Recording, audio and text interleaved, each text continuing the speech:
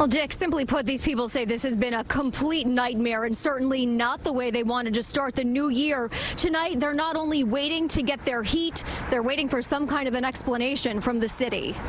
It's freezing in here. It's like we're outside. Laquana Ruiz and her 7-year-old son say they've been shivering inside their 19th floor apartment in the Bronx since well before Christmas. This is ridiculous for 2 weeks. What is our rent money going to? She's been steaming the apartment nonstop with a pot of water inside an oven set to 400 degrees and the door wide open. I'm worried about you with the oven open.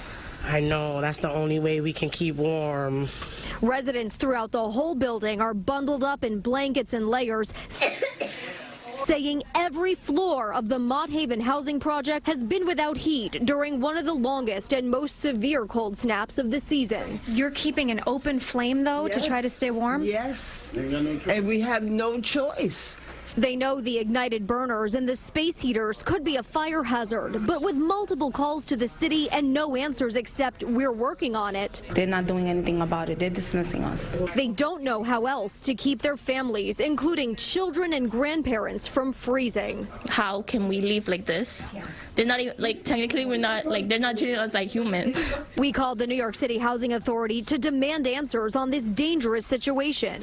Is this usual, 20 minutes to talk to somebody? At least 20 minutes. NYCHA eventually told me in email it's dealing with numerous heat complaints throughout the Bronx and will head to Mott Haven to figure out the problem and restore heat as soon as possible. No matter what, it won't be nearly soon enough for anyone here. We want heat. I think we deserve our heat.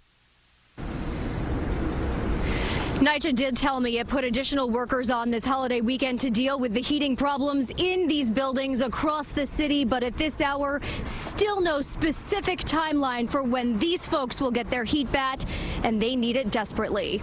We're live in the Mott Haven section of the Bronx tonight. Jessica Layton, CBS 2 News. Man, your heart goes out to those folks.